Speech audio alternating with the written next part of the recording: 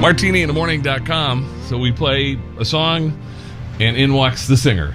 Hey, yeah, man, just like a Woody Allen movie. Steve Tyrell. We have him right here in the parking lot. Steve Tyrell and All the Way, which coincidentally is written by Sammy Cahn and Jimmy Van Heusen, I think.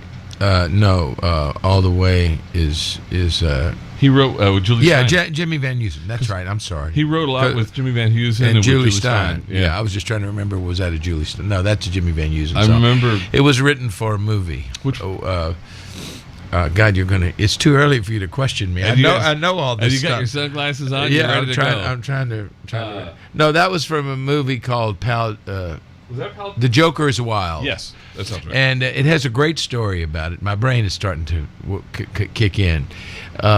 Sammy Cahn. It was written for Frank Sinatra to sing, and at the beginning of the movie when he was a singer, and then at the end of the movie it had notes that he could barely hit because his throat was sliced in the movie. Oops. You know, that it was a story of Joe E. Lewis, the comedian, and I think Joey Lewis once said after the movie that Frank Sinatra had more fun playing his life than he did living it.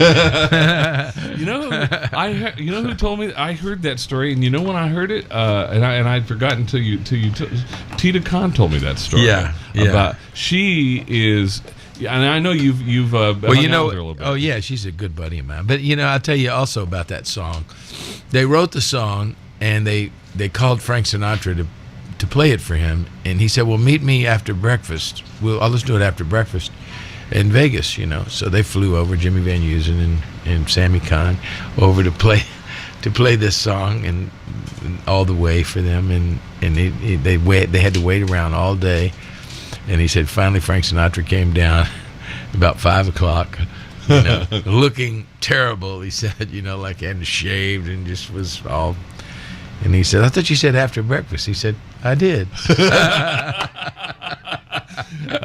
Sinatra. It's Martini in the Morning. Steve Tyrell, 9:30 in the West.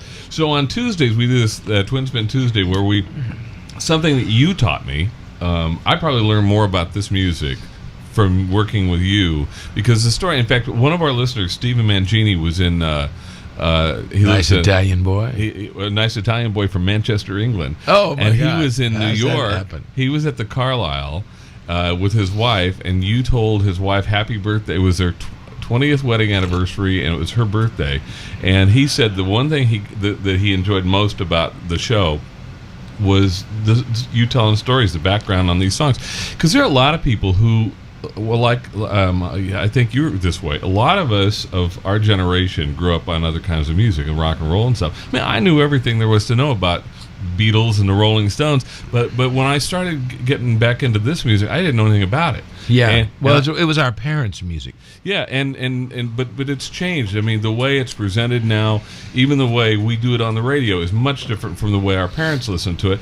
So I went to the school of Steve. And I went to the Martini in the morning school. Well, but it was great learning about this music. And one of the real pluses, one of the things that you sort of taught me to do, and that we do this on Tuesdays, we take these songs and we show people why these are standards. I mean, these are songs that were written differently than the singer-songwriter stuff today.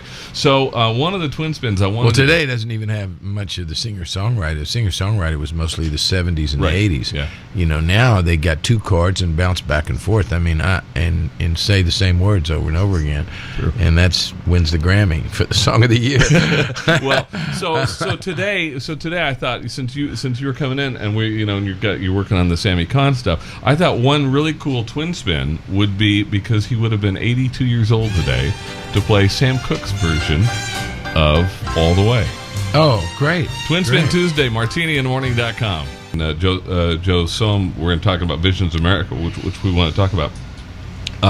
The conversations that we have while songs are playing, it's almost like we should record those for a TV show or something, because like, you and I we were just talking about Sam Cooke years ago. In fact, it was almost exactly 10 years ago. We just put KLAC, the Fabulous 570, on the air here in Los Angeles. So Steve was the voice of the station, and came in.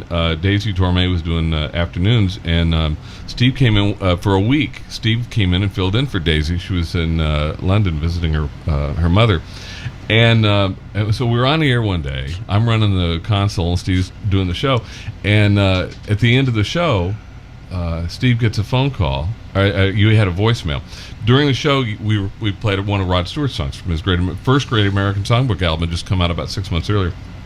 And Steve said at the end of the song, he said, can't you just hear the Sam Cooke influence in Rod's style? Remember that? Yeah, exactly. Yeah. So you check your voicemail after the show. Rod called and thanked me for that, and we became very, very good friends. I produced 3 of his albums, and the first album I did with Rod was his first #1 album in 25 years, and won him his only Grammy. First Grammy. Yeah. I got one too. So Rod is great, man. He's a good buddy of mine and a great artist. He's just a great artist. That was a funny. But you can hear. You can when you hear Sam Cooke, you can hear Rod. And Rod was touched that you that I knew that. I was touched that. In fact, you even said. And I didn't know that for real. I mean, no one told me that. Right. I don't remember whether that day we played a Sam Cooke song. Seems like we might have. Like you just now, if you just heard All the Way, you listen to that, you hear Rod all over the place. Yeah, a lot of influence there. Yeah. The funniest thing I thought about when Rod called you was that you when you called him back, you said that's amazing that you happened to be listening when we mentioned that. Yeah. Rod said, I listen all the time. He said, who else is playing my music now? Yeah. And in fact, I think that's when he came up with the term, he nicknamed the station K-Rod, because he had just come out with that first Great American Songbook album. But the one you did with him, the third. I did the third and the fourth, and then the Soul Book album. Yeah, and what a shame that more people haven't heard Soul Book. I know. I don't know what it it did okay. It went to number 4 on the pop charts. But sitting at your house and listening to that, I was sitting and I hadn't heard the album, and Steve's playing for me. I think Tracks of My Tears is one of the most. I'm the proud thing I've ever Unbelievable. done. Smokey singing on it.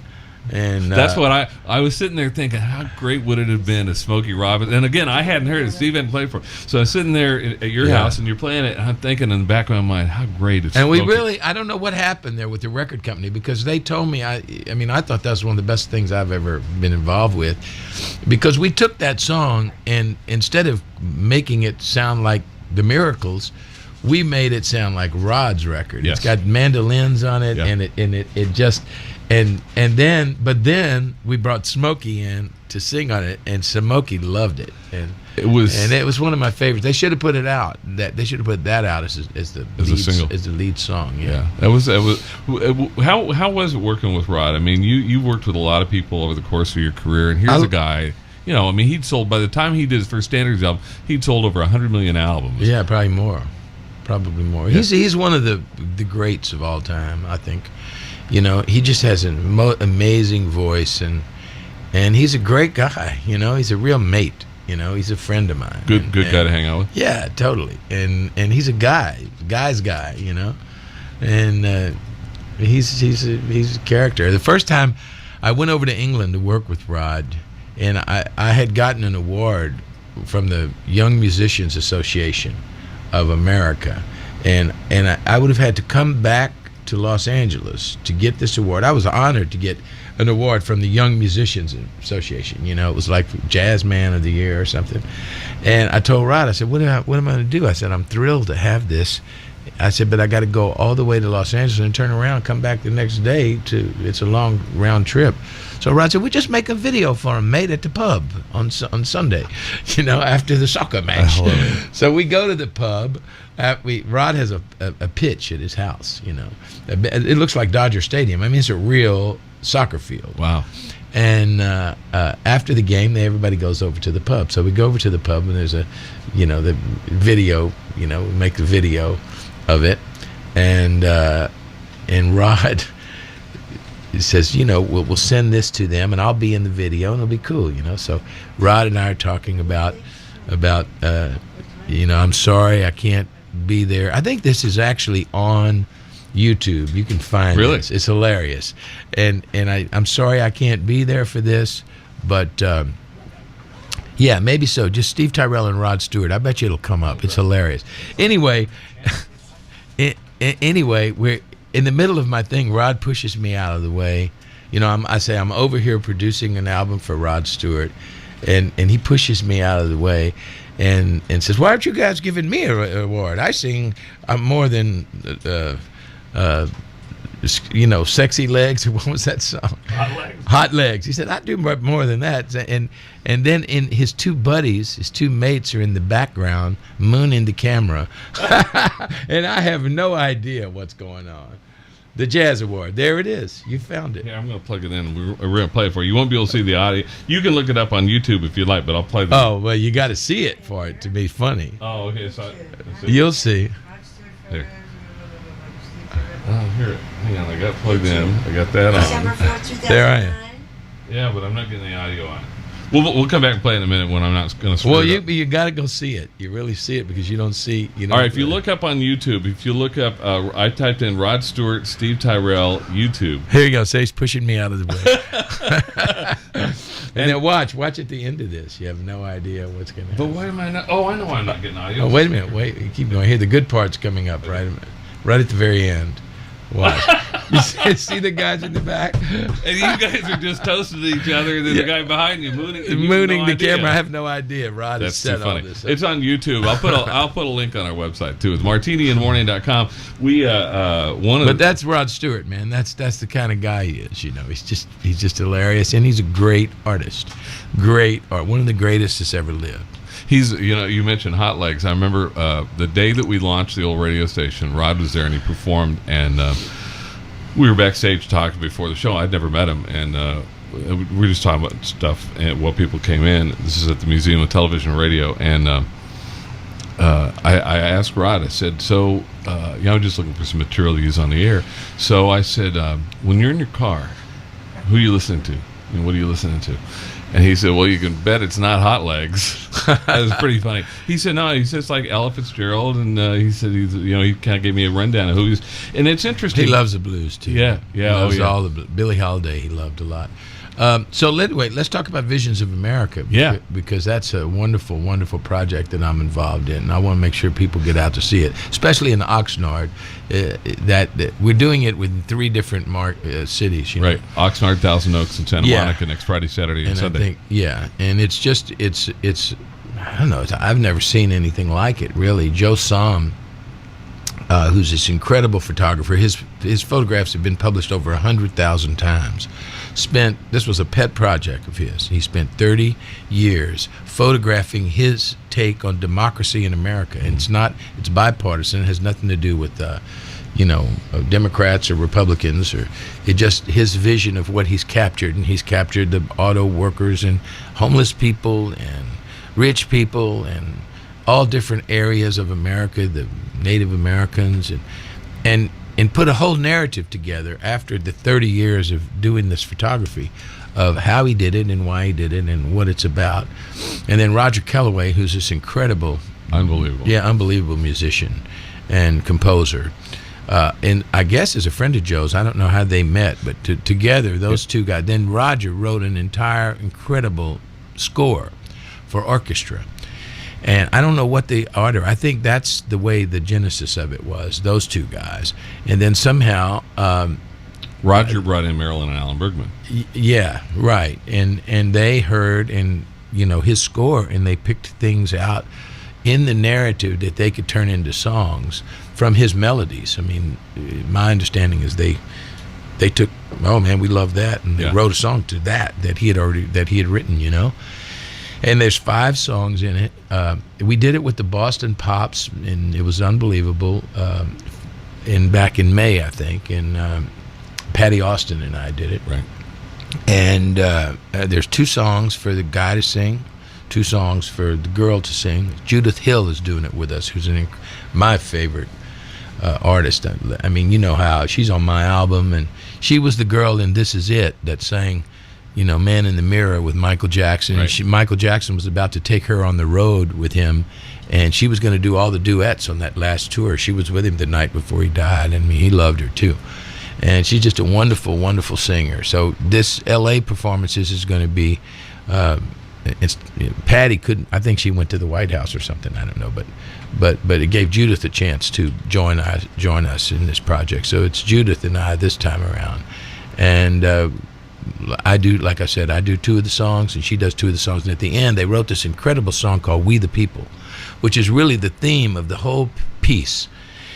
And what happens is these photographs of Joe's are behind the symphony, projected, huge. Right. And then there's a narrative that's going across along with Roger's incredible score that goes from beginning to end. And the narrative is Clint Eastwood. Mm-hmm. I don't know who got him. Maybe I don't know how he did. Yeah, Joe did. Yeah. Well, and it's amazing. I mean, you hear Clint Eastwood telling Joe's story, and then in the narrative, with the music going on of Rogers, and the photos behind the symphony, and then in that narrative, 5 songs come out of the narrative. And like I said, I sing 2, and Judith sings 2, and then we do this, the theme at the end, which is an amazing song called "We the People." It sounds like so. A great It's show. definitely, it is. It's definitely worth seeing, and you people should get out there and check it out. Yeah, there's the book of Joe's book. He did He did the book. The book came out in 2009. And in fact, if you look at our email newsletter that came out last Thursday, Notes from a Cocktail Napkin, there's a story about Visions of America, and Joe afterwards. I don't think he was real sure about us until he came over. We did the interview and all that. But so after the interview, he sent us some of the pictures because he's careful about how where those are published and stuff. He sent some of the pictures from the book and the show, and you can see them on our website just to get an example. Yeah, I might leave. Do you have a photograph of maybe me or Patty singing with the? I have one. I can. Excuse me. I think Joe took this when the concert was going on, but if you put it on your website, it'll give you an idea of what it's like, because you'll see the symphony, you'll see and us in front. That'd be great to see that, and it'll give you an idea of what this looks like. We'll put it up on the website. It's martiniinthemorning.com. One of the funny things that came up when we had Joe and Roger in the studio last week. If you heard the interview, you might remember.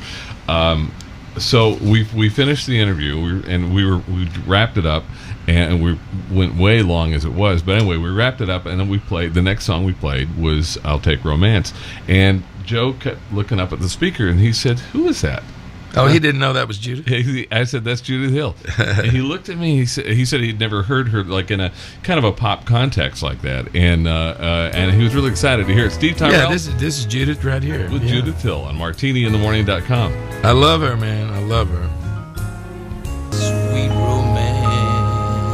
Steve Tyrell, Judith Hill, "I'll Take Romance," and Steve and Judith both in Visions of America. I remember you telling me about that and the whole Patty Austin thing. I really didn't know much about it, and I'm fascinated. I mean, Joe, it should play everywhere. Really. It should. And they're talking about playing it for the armed forces with their Airmen of Note band, and it should play in every symphony in America. Really. Absolutely.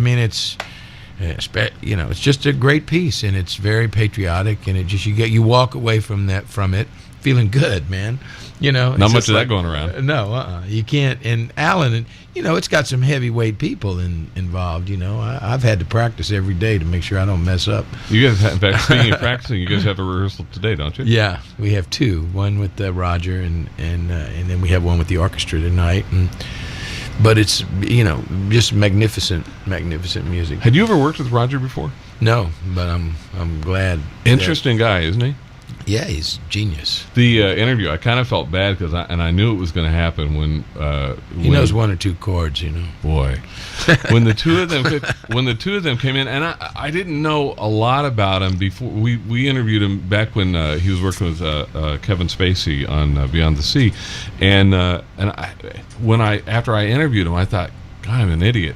I should have done a little research, a little homework on him, and because I would have asked him different questions. So when he came in last week, I was worried that I was going to give Joe kind of short shrift because I want to talk to. I mean, no offense to Joe, he's a fabulous photographer, but we're in the music. This is loaded, man. This is loaded with very, very talented people. I mean, Alan and Marilyn are, they've written a few tunes themselves. When we one or two. When we saw you the last time, and I was really sick, and I was sitting back in a corner hiding from everybody, and we were sitting with some friends, and Mother Miriam is watching across the room, and she sees some 2 people walking in the door, and before I could tell her who they were, she said, "Royalty."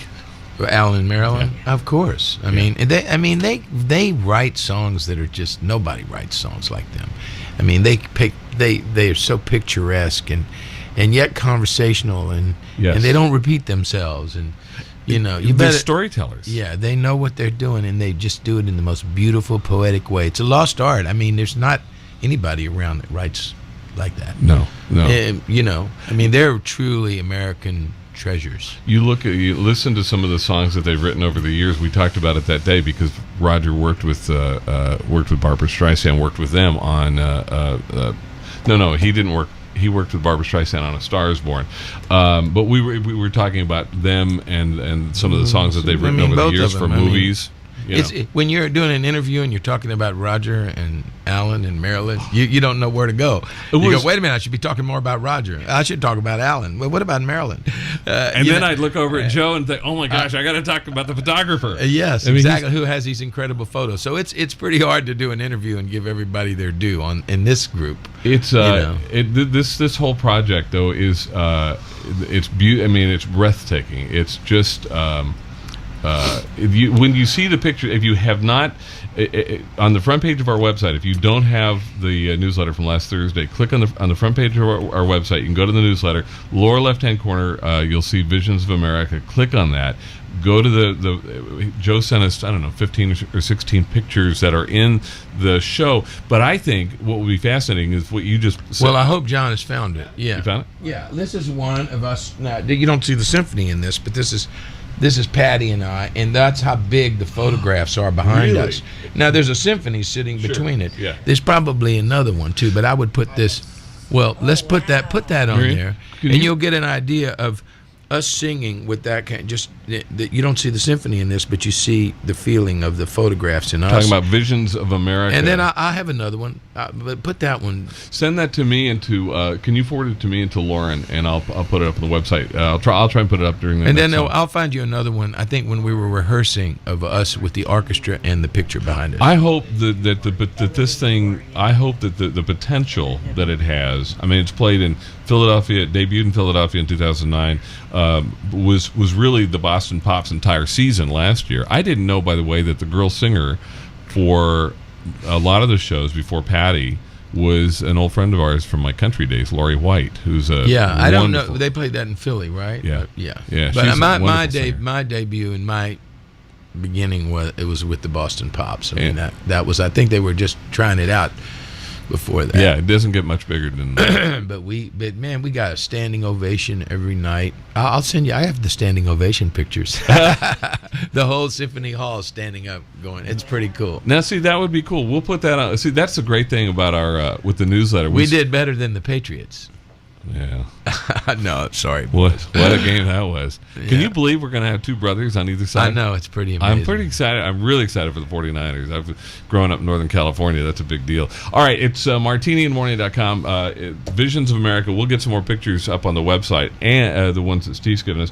And in the meantime, Steve's been working on a new album. Right. It's going to be called It's Magic, the Songs of Sammy Cahn. Oh, yeah, this is one of my favorites. This is the title track, actually. This is a fabulous song. Steve Tyrell on Martini in the Morning. Sammy had plenty of good songs. This is one of the best ones, I think.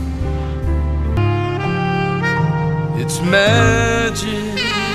Steve Tyrell, title track from his upcoming Sammy Cahn CD. And again, this is one of those things we were talking during the song. We were talking about one of my favorite interviews, and this wasn't long after I met you.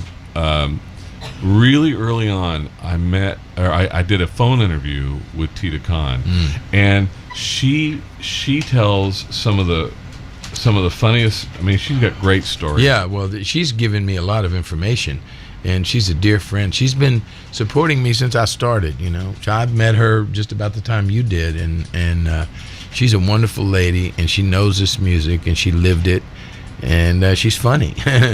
She's given me some great stuff that I'm using now. I'm going to play Sammy's music all year. I premiered it at it's his centennial, you know. Yes. He would have been 100 years old. Yeah. And so I decided to do that, and I'm very happy that I did, you know. Like to take somebody's music like that. I mean, he'd written some of the great. One of the things about Sammy that people don't really realize is there was a point in musical history from about 1958 maybe to 62, and then the Beatles kind of came on, but there was a little period right there where it became kind of like the coolest time in pop music. That's when the Rat Pack came along. That's when the sexual revolution and the old school, old culture collided. Before that, people were, the television shows were Father Knows Best and Leave It to Beaver and all this stuff. Very conservative. And very conservative. Yeah. People slept in twin beds on TV. That's right. And then all of a sudden, out of nowhere, was the Rat Pack in Vegas and James Bond 007 and Playboy magazine. It all hit right there between that time. And Definitely, everybody was swinging with booze and broads and having a great time. And the guy that spoke for that period was Sammy Cahn. He was the one that was the voice of that period. He was the one making the Rat Pack and Dino Come Fly With Me and Kicking the Head and all this stuff. Yep. He was the one making that period. He was putting the words in Dino's mouth. That's interesting that you point that out. And everybody, they sang Cole Porter songs and Irving Berlin songs and Gershwin songs, but those songs were written in the 20s and the 30s and the 40s. Yeah. But these songs that from that period that were written right then were written by Sammy Cahn. He was the voice at that time. He wrote. I mean, he had to have written thousands of songs. I think I can't remember right offhand, but something like 87 or something. Sinatra did 87 of his songs or something like that. Tita told me that first interview, I think, and I get the line wrong, and she could correct me, but she said something to the effect that Frank Sinatra once said Sammy Cahn put more words in his mouth than all the women he'd ever been involved with. Well, that sounds like Tita, yeah, and that sounds like something. Sammy was pretty funny himself, and there's a lot of great stories about him. The one of my favorites, and Tita told me this, that he was the most proud of this song, this next song I think you're going to play. I'm not going to give it away. But because he said it dealt with 5-syllable words. Now, he was a lyricist and a great one. And, you try writing a song that every line has 5-syllable words in it. It's pretty difficult. And so he was the most proud of that because he said it was a 5-syllable song written by a guy from a 1-syllable neighborhood. Did I get the right song? Yeah. Sammy Cahn's Call Me Irresponsible. Steve Tyrell on Martini in the Morning. MartiniInTheMorning.com. Steve Tyrell from his upcoming It's Magic CD, Sammy Cahn. There are so many amazing songs. If we went through our library, so many songs that Sammy Cahn wrote that are such an important part of this music and of our pop culture too. Well, that song has an incredible story too. I mean, that song came to be because Sammy used to say. People ask him all the time, what comes first, the music or the lyrics? And he used to say, the check. or the phone call, if he wanted to be more polite. But because he wrote, I think he was nominated something like 27, 28 times for the Academy Award. He won 5 Oscars and Emmys. And so a lot of his stuff was written for movies, including that song. And the story about that song was he got a call one day from Paramount that they were making a movie called Papa's Delicate Condition, and it was going to star Fred Astaire. Well, he loved Fred Astaire. Everybody loved Fred Astaire. Irving Berlin said something like that Fred Astaire, the songs hit his heart before his feet ever got involved. Wow. He got the songs in his heart before his feet ever got involved. And people the composers loved the way he sang their songs. So did Sammy. So Sammy had never had a song of his recorded by Fred Astaire. So he was all excited, and he and Jimmy Van Heusen got together and got right on it and wrote that song, Call Me Irresponsible, for the movie. And they called the studio to play it for Fred Astaire. And Sammy used to say that he loved playing his songs for the first time better. He said if he couldn't do that, he wouldn't have written songs. That he just was thrilled about being able to do that. He didn't want anybody else to play his song the first time. Where his Jimmy Van Heusen hated playing his songs. Really? Yeah. I mean, imagine you just wrote this thing. You think it's good or whatever, but here comes Frank Sinatra. Now you got to play it for him. He never heard it before. Right. It's pretty intimidating. Yeah. You know. So Jimmy Van Heusen hated doing it. Sammy loved doing it. So they couldn't wait to get over there to play. Sammy couldn't wait to get over there to play this song for Fred Astaire, and so Jimmy says, "Okay, but we got to go over. We got to get there 2 hours early. We got to go over this song like." And he said they went over it 50 times before Fred Astaire came in the room. Right. And they started to play the song, and they got about halfway through the song, and Fred Astaire stood up and said, "Stop." And Sammy said that Jimmy Van Heusen turned white as a ghost. He thought he was going to have a heart attack. And he said, "That's the best song I've heard in years." Wow. And Sammy said, "No, that's the best half song you heard." He said, "The second half's better than the first half." and as things go, and he tells them at that particular time, he said, "You know, Johnny Mercer was out of town. That's why we called you." Wow. He said, "But you never have to worry about that," in which Sammy took as a major compliment. Yeah. He said, "But you never have to worry about that now. We will, we'll call you whenever we need something." Yeah. So Sammy walked out of there on cloud nine. Right. Now that as things happen in music, and it's happened to me, it's happened. Big things never do what you think they're going to do. Right. Fred Astaire never made the movie. Right. and went on to do something else, and the song got put on the shelf for 7 years. It was part of the movie. It was a work for hire, so the studio owned that song. And Sammy would play the song for people, and they would love it, but he couldn't use it because it was a work for hire, and it was They owned it. So after 7 years, he picks up Variety one day, and he reads that movie's going to be made with Jackie Gleason. Yeah. And he calls the studio, and he says, "Oh God," he said, did you play my song?" And he said, "Well, we don't think that song is really right for Jackie Gleason." Wow. And they weren't going to use the song. The director didn't want to use the song.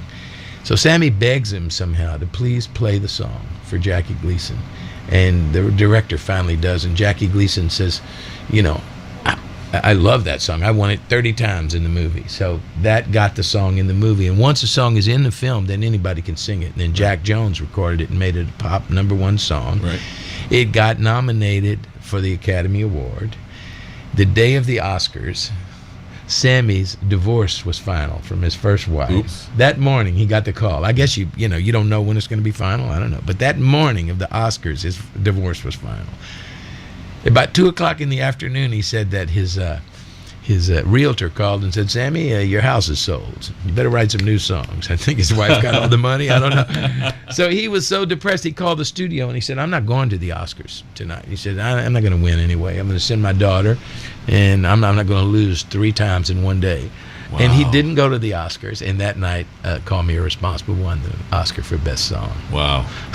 Good story. Huh? That's wild.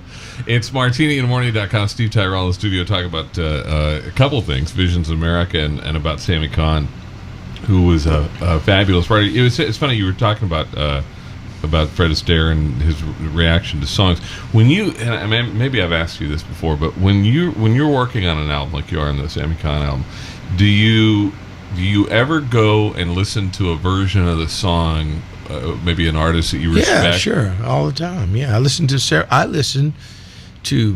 now it's easy, because you don't have to go to a record store and buy all the albums. Right. You can just go to iTunes. Yeah. But I'll usually listen to 10 or 15. I mean, different versions. What makes these songs so great is everybody's done them, And then you can listen to different them styles and listen to how people did them and see, if you can find yourself in any of those performances.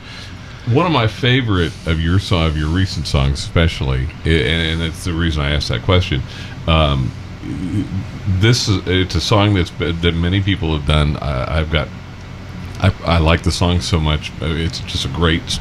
It's an interesting song the way it's written. Ella's done it. Frank Sinatra's done it. Bobby Darin. But your version is so different. I mean, you definitely. I don't know what song you're talking about. It's All of You. You yeah, totally made that song yours, and that's what we talk about. Well, that's what you try to do. You Right. know, I mean, that's the whole reason for doing the Great American Songbook. It's not to copy somebody else's version, and that's what makes the Greatest American Songbook so great. Is that it allows artists. I mean, listen, you can love 25 versions of, Fly Me to the Moon or something. I don't know. Like you can't love 25 versions of Fire and Rain, which is a great song, or Bridge Over Troubled Waters. Or Your Song by Elton John. That's what makes the Great American Songbook different from the modern era. You don't want to hear, you don't want to hear 20 versions of maybe 2 sometimes. I want to hear James Taylor do Fire and Rain. That's right. Hear Simon Exactly.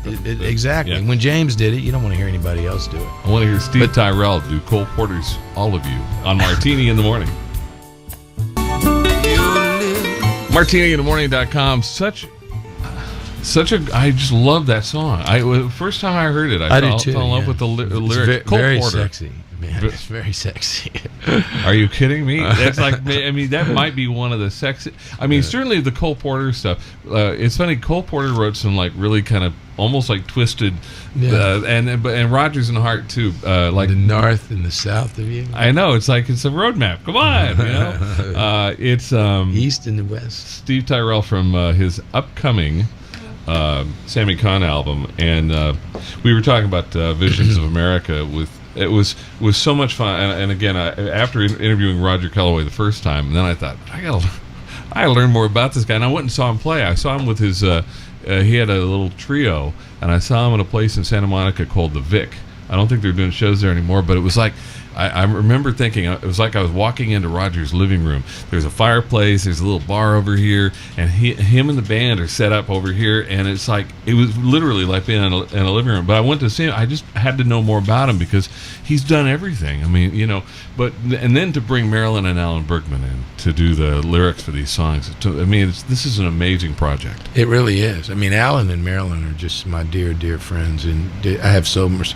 No one writes like them. They are artists in the greatest sense of the word, poets, storytellers, soulful people that know how to tear your heart out if they want to, and they write things that are just like, oh my God, what are you talking about? That sounds like it happened to me. I've told this story on the air before. I've never told it with you in the studio. That I know when it was when Alan's album Lyrically came out. We were doing a twin. It was on a Tuesday. We were doing a twin spin, and I played his version of "Windmills of Your Mind." I played it with Sting's version, and it was really cool to play the two of them back to back. And I thought of it because we just seen the Thomas Crown Affair, the remake with Sting's version of the song in it. I mean, they had songs in so many movies, but so we're playing a cut from that album, and I talked about the fact that he's not really a singer. Not that he's a bad singer, but he says, I'm not a singer.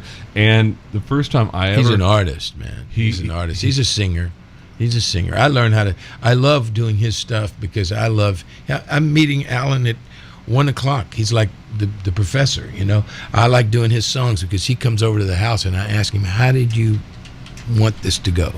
And he can express himself. I always joke with Alan. I said, man, you sing this song like you wrote it. Well, the first time I ever saw... I did. First time I ever saw him sing, though, and this is I saw him sing at the memorial for your late wife, Stephanie, and I mean, and you talked about I mean, we'd only known each other maybe a year or two at that point, and you talked about Marilyn and Alan, and I'd seen them at your shows before, and I knew that you were friends. But that night when he was up on stage singing that song for you and for Stephanie, you could tell how much affection they have for you and us for him. I mean, Stephanie and I listened to that song at their house, and it made us cry, because it was. I mean, if you listen to that song, "A Love Like Ours," you get exactly what they're talking about, like the way they can express something that's just incredible. Marilyn and Alan Bergman's "A Love Like Ours," Steve Tyrell. Everyone should have this experience, I think, of these lyrics. MartiniInTheMorning.com. Marilyn and Alan Bergman wrote it, and Steve Tyrell sings. Yeah, with Dave Grusin. Don't leave him out. He's pretty... he's written a tune or two himself. And you said, and everyone should have a love like this. Right. That's one of the greatest love songs I've ever heard. Very fortunate. You have to really know the meaning of true love to know that song. I turn around and there she is. You know, but you know what? That's Alan and Marilyn. They have that relationship. And you sing that song the way they tell stories. Well, because I've learned it from Alan. He's taught you well. He came over when we recorded. I said, "Alan, you sing it, man, with the track, and then I'll sing it." Really? And yeah. I do that all. I want to do an album of their music, of their songs. You know, when I can.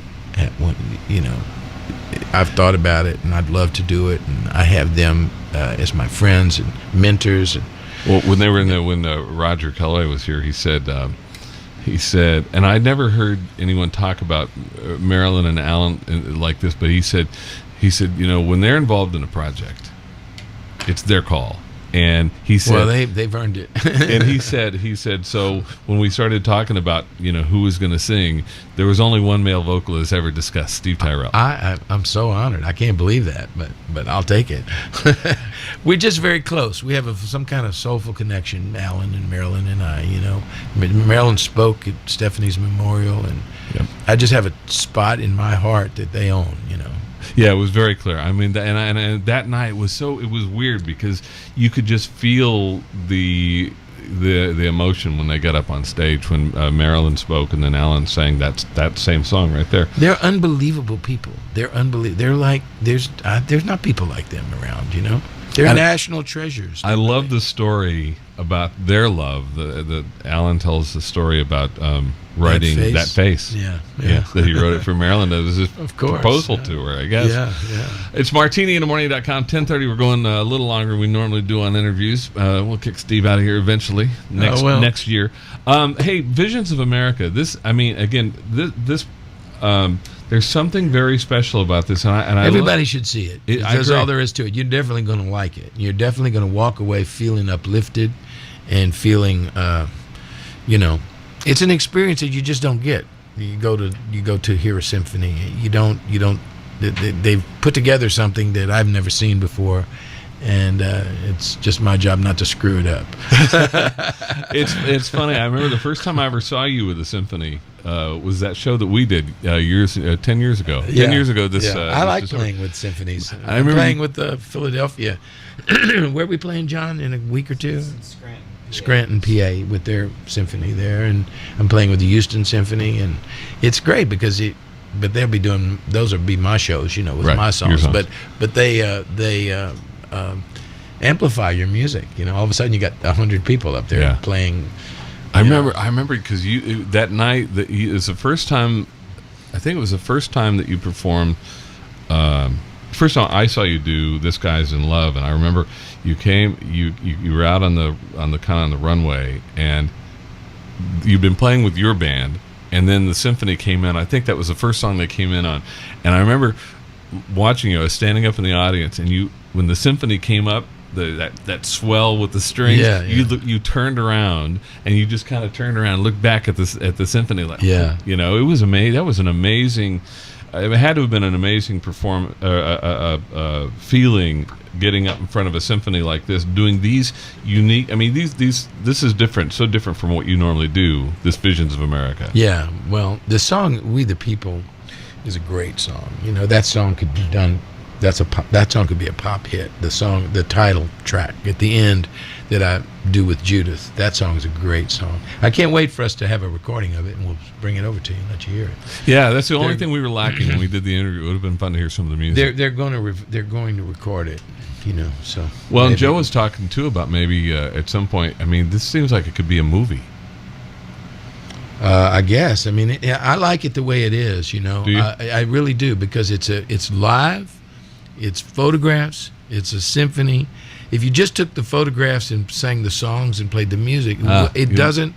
I don't think it has its impact in the way it's created. You're sitting there live and you see a symphony with this incredible images over it, and these people, this orchestra playing this great score, and these wonderful songs. Right. And Clint Eastwood, by the way, narrating on top of that. It's pretty cool. Pretty pretty overwhelming. Has Clint come to any of the shows? Well, I've only done the Boston Pops one. We're just getting started with this.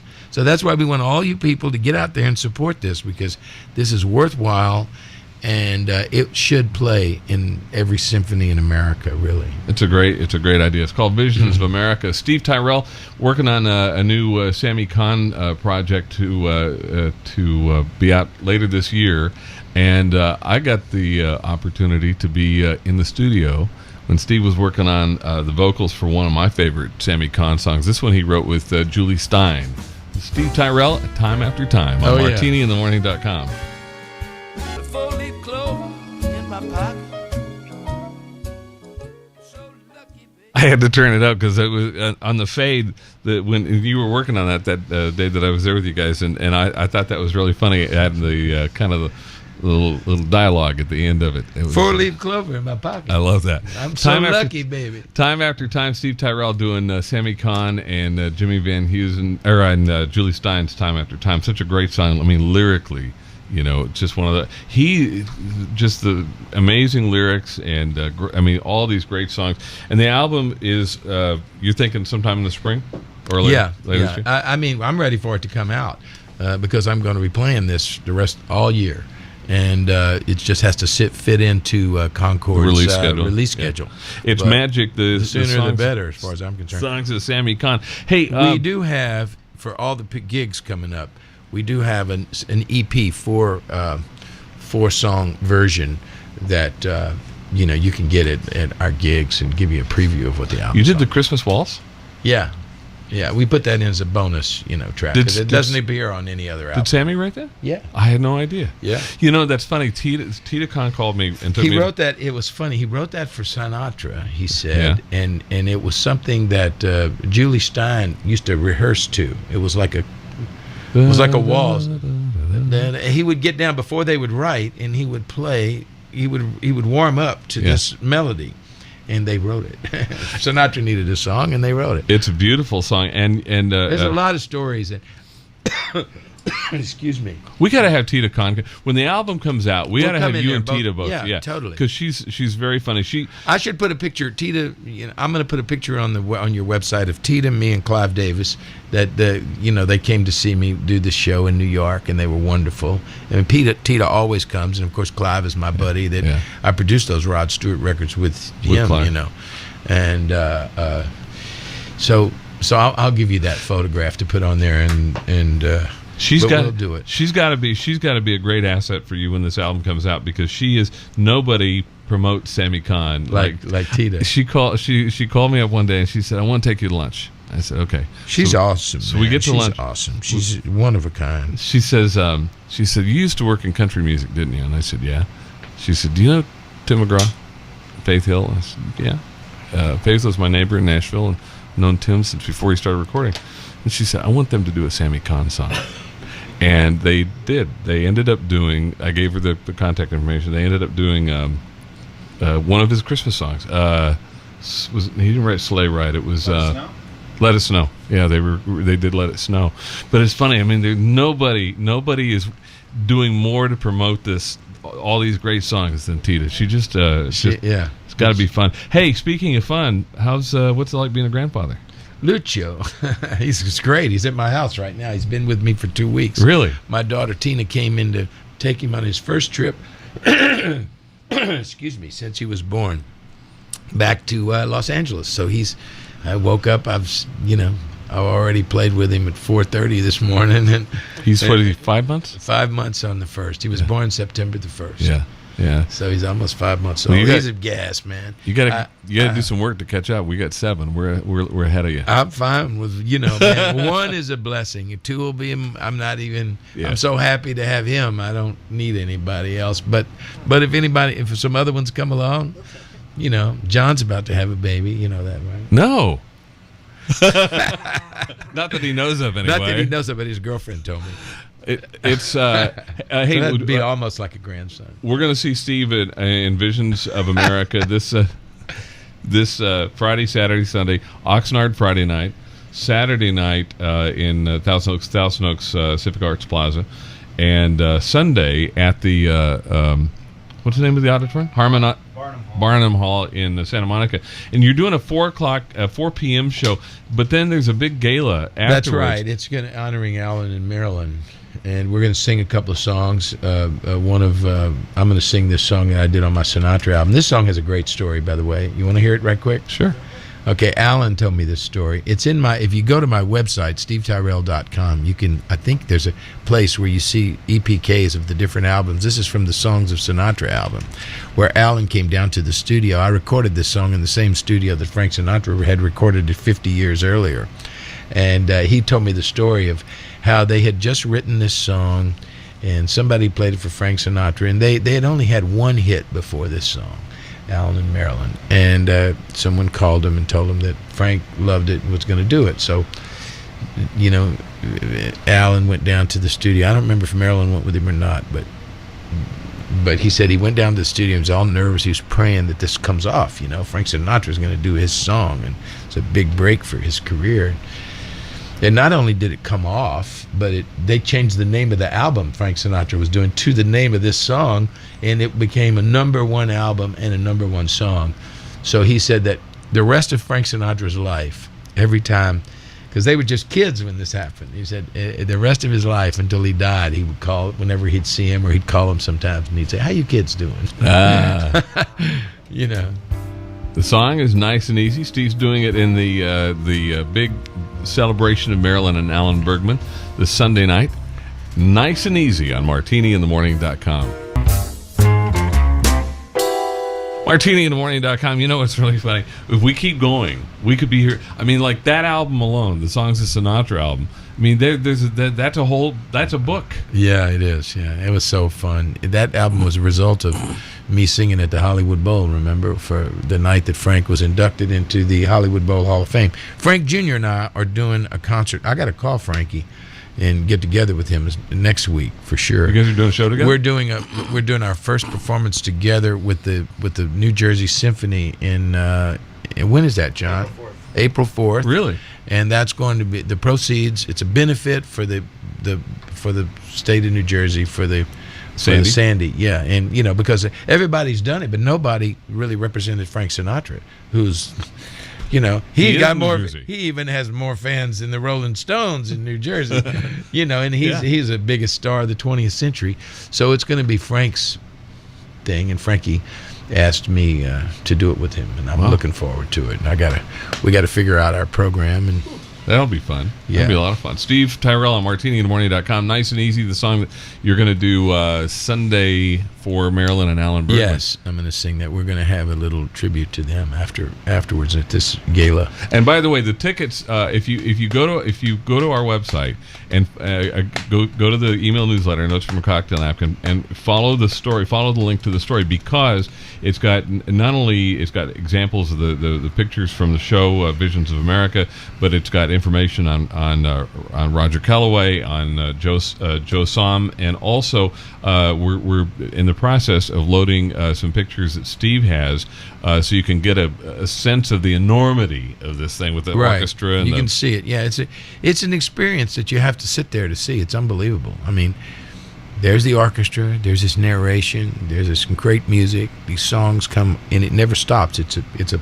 piece. It's like watching a movie or something. It's a photo symphony. It's a photo symphony. Yeah, hey, good word. Visions of America, this Friday, Saturday, and Sunday. And again, tickets, if you follow those links on our website from the email newsletter, Notes from a Cocktail Napkin, not only can you get a sense of it, but you can also buy tickets. If you're in Southern California, go see this thing. And if you're not in Southern California, when it comes to your neck of the woods, you should definitely go see it. I've talked to a couple of our listeners who saw you in Boston when you did it with the Boston Pops, and they were absolutely blown away. They said it was a once-in-a-lifetime thing. It's great. I mean, it'll definitely make you stand up and cheer, that's for sure. And then you're back in Hollywood around Valentine's. Yeah, right, with Catalina's, which I always play. It's 2 weeks there.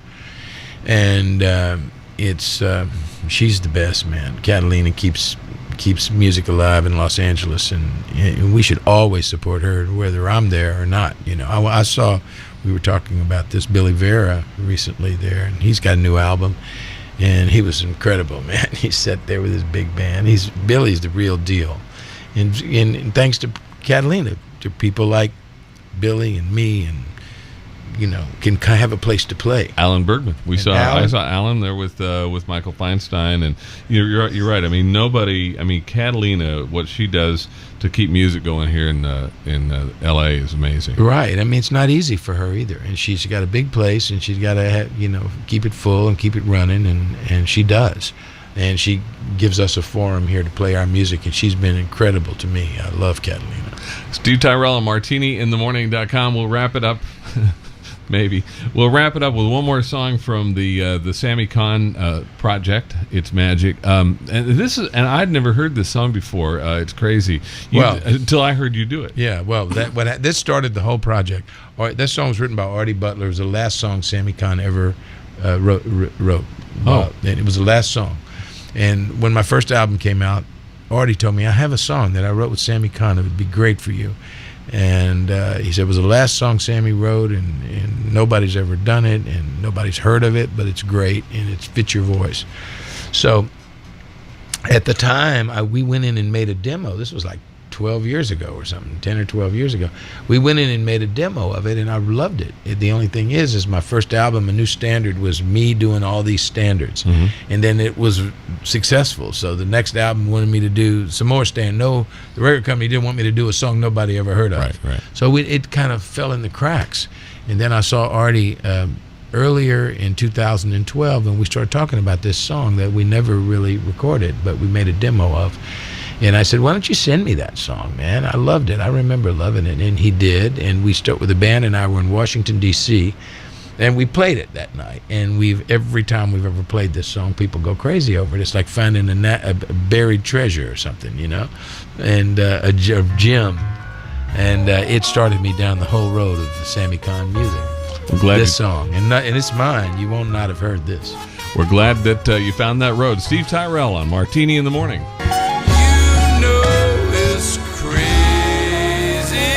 From his upcoming Songs of Sammy Cahn album, that's Steve Tyrell on MartiniInTheMorning.com. Come back anytime.